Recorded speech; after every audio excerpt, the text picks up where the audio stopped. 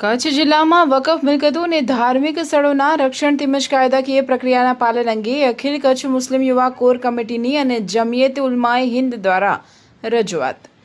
કચ્છ જિલ્લામાં છેલ્લા કેટલાક સમયથી વકફ મિલકતો, મસ્જિદો, દરગાહો, કબ્રસ્તાનો અને અન્ય ધાર્મિક સ્થળો સામે ચાલી રહેલી ડિમોલિશનની કાર્યવાહીને લઈને અખિલ કચ્છ મુસ્લિમ યુવા કોર કમિટી અને જમિયત ઉલમાએ હિન્દ દ્વારા જિલ્લા કલેક્ટરને રજૂઆત કરવામાં આવી હતી કે આ સ્થળો માત્ર ઇમારતો નથી પરંતુ લાખો લોકોની ધાર્મિક આસ્થા, ઐતિહાસિક વારસો અને સામાજિક ઓળખ સાથે જોડાયેલા છે। કમિટી દ્વારા માનનીય સર્વોચ્ચ અદાલતના તારીખ 13/11/2024ના ચુકાદાનો સંદર્ભ આપીને સ્પષ્ટ કરવામાં આવ્યું છે કે કોઈપણ ડિમોલિશન કાર્યવાહી કરતા પહેલા ભારતનું બંધારણ, વકફ એક્ટ 1995 અને સર્વોચ્ચ અદાલતના ફરજિયાત માર્ગદર્શિકાઓનું અક્ષરશઃ પાલન થવું અનિવાર્ય છે। આ સાથે ઉપસ્થિત સલીમ રાયમા, મોહસિન હિંગરોજા, બાફણ અબ્દુલ કરીમ, ઇકબાલ જત, ઇબ્રાહિમ હાલીપુત્રા, મામદ લાખા અને અબ્દુલ જત હાજર હતા। મુખ્ય માંગણીઓની કમિટીએ ભારપૂર્વક જણાવ્યું છે કે કોઈપણ કાર્યવાહી પહેલા આ કરવું જોઈએ। અસરગ્રસ્ત પક્ષને યોગ્ય કારણદર્શક નોટિસ આપવી, જવાબ રજૂ કરવા માટે ઓછામાં ઓછા 15 દિવસનો સમય આપવો, અસરગ્રસ્ત પક્ષને વ્યક્તિગત સુનાવણીની તક આપવી, તમામ દસ્તાવેજો પર વિચાર કરીને કારણસર લેખિત આદેશ આપવો, અપીલ માટે કાયદેસરનો અવસર આપવો અને સમગ્ર કાર્યવાહીની વિડીયોગ્રાફી કરવી। કમિટીએ વધુમાં જણાવ્યું છે કે જે ધાર્મિક સ્થળો જાહેર રસ્તા કે સુરક્ષામાં વાસ્તવિક અવરોધરૂપ ન હોય ત્યાં ડિમોલિશનના બદલે અન્ય ન્યાયસંગત અને ઓછું નુકસાન થાય તેવા વિકલ્પો પર વિચાર કરવો જોઈએ। માનનીય સર્વોચ્ચ અદાલતના નિર્દેશોનું ઉલ્લંઘન કરનાર સંબંધિત અધિકારીઓ સામે કન્ટેમ્પ્ટ ઓફ કોર્ટ સહિતની કાનૂની કાર્યવાહી કરવાની ફરજ પડશે તેવી ચેતવણી પણ પત્રમાં આપવામાં આવી। અખિલ કચ્છ મુસ્લિમ યુવા કોર કમિટી અને જમિયત ઉલમાએ હિન્દ સ્પષ્ટતા કરી છે કે આ રજૂઆત કોઈ ગેરકાયદેસર બાંધકામને સમર્થન આપવા માટે નથી પરંતુ માત્ર કાયદાની યોગ્ય પ્રક્રિયા અને કુદરતી ન્યાયના સિદ્ધાંતોનું પાલન થાય તે સુનિશ્ચિત કરવા માટે છે તેવું જણાવવામાં આવ્યું।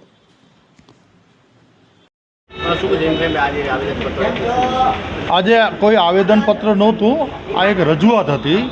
કારણ કે આજથી 5-7 દિવસ પહેલાં કચ્છ મુસ્લિમ સમાજ એક આવેદનરૂપી રેલી સ્વરૂપે અહીં કને હાજર થઈ અને હજારોની સંખ્યામાં જ્યારે હાજર થયા હતા ત્યારે કલેક્ટર સાહેબે કીધું હતું કે અત્યારે ડેમોલિશન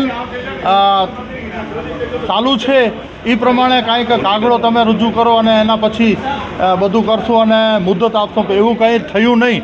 એટલે ના છૂટકે અમારે પાછો આજે કલેક્ટર સાહેબને રૂબરૂ રજૂઆત કરવાની હતી। કારણ કે સાહેબે જે તે વખતે કીધું હતું કે ભાઈ કાગળો તૈયાર રાખજો, એવા ઘણા કિસ્સાઓ બની ગયા જેમાં કાગળો રજૂ કર્યા પછી પણ સરકારના તંત્ર દ્વારા રાતના મોડેથી તોડી પાડવામાં આવે છે, તે બાબતની રજૂઆત હતી। કારણ કે જો તમારે તોડવું છે ગેરકાયદેસર તો દિવસના શું કામ નહીં, રાત્રિના ભાગના શું કામ કરવામાં આવે છે અને કોઈ પણ સાંભળવામાં આવતું નથી। ને ઘણી મિલકતો એવી છે જે વકફમાં ચડેલી હોવા છતાં પણ તોડી પાડવામાં આવે છે, તે માટેની આજે રજૂઆત હતી। અને સાથે સાથે એ પણ રજૂઆત હતી કે નોટિસ સરકાર તરફથી આવે છે જેનો મુદત બિલકુલ શુક્રવાર કે શનિવારના આપીને 2-3 દિવસનું જ ખાલી મુદત આપવામાં આવે છે। કાગળો તૈયાર કરવા માટે તલાટી સાહેબ અને અન્ય અધિકારીઓને મળવા માટે પણ 2-3 દિવસ નીકળી જાય છે, એટલે 7 થી 15 દિવસનો મુદત મળે તેવી પણ આજે રજૂઆત હતી અને સાહેબે હકારાત્મક રીતે કીધું છે જોશું। અને સાથે સાથે એવું પણ કીધું છે કે તમે જે વકફમાં ચડેલી હોય છતાં પણ જો તોડતા હોય તો એનો લિસ્ટ પણ આરડીસી સાહેબને આપવા માટે વાત થઈ છે। અને હવે સાહેબે એવું પણ કીધું છે કે જે કાગળો રજૂ કરશો અને એ કાગળો પ્રમાણે બરાબર છે તો તોડવા માટે અટકાવવા માટે હું પણ સૂચન આપીશ। જે આજે રજૂઆત હતી કે આ જે ડિમોલેશન થઈ રહ્યું છે એ ડિમોલેશનમાં કમસે કમ જે અરજદારો છે એને સમય આપવામાં આવે, કારણ કે આ એક નિર્ધારિત સમાજને ટાર્ગેટ કરી અને આપવામાં આવ્યું છે એવું પણ અમને પ્રતીત થઈ રહ્યું છે।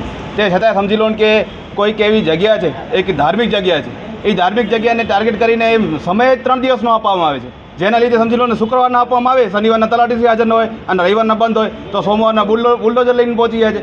તો તમારી આજે જે ખુલ્લી કરવાની છે, તમે કહો છો દબાણ ખુલ્લું કરવાનું આવે છે, આ કોઈ દબાણ ખુલ્લું કરવાનું મને નથી લાગતું કે તમે દબાણ ખુલ્લું કરી રહ્યા છો। આ તમારે ફક્ત ને ફક્ત ટાર્ગેટ કરવાનું છે, કારણ કે જો તમારે કોઈ રજૂઆત જ સાંભળી હોય તો રજૂઆત માટે સમય આપો, કાગળિયા જુઓ।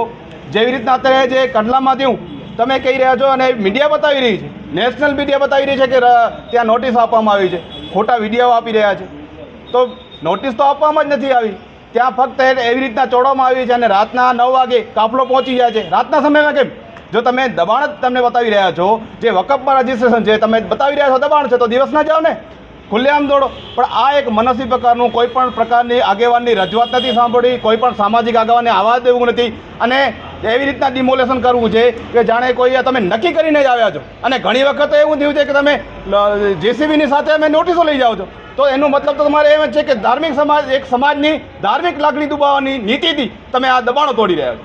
એ અમે સ્પષ્ટ શબ્દોમાં વખોડી છે અને સાહેબને કીધું છે કે તમે કમસે કમ અમને 7 દિવસનો સમય આપો કે જેના લીધે કોઈ વહીવટી ક્યાં હોય ના હોય, હાજર ન હોય, કોઈ તલાટી હાજર ન હોય તો સમય તો આપવામાં આવે. તો એના માટે રજૂઆત થઈ, સાહેબે હકારાત્મક જવાબ આપ્યો છે અને અહીંયાથી અમે મેસેજ પણ આપવા માંગીએ છીએ કે જે પણ વહીવટ કરતા હોય, જે પણ ધાર્મિક સ્થળોના, ત્યાં પણ પૂરતા ડોક્યુમેન્ટ રાખે અને અત્યારે જે ડિમોલેશનની પ્રક્રિયા થઈ રહી છે તો કમસે કમ ત્યાં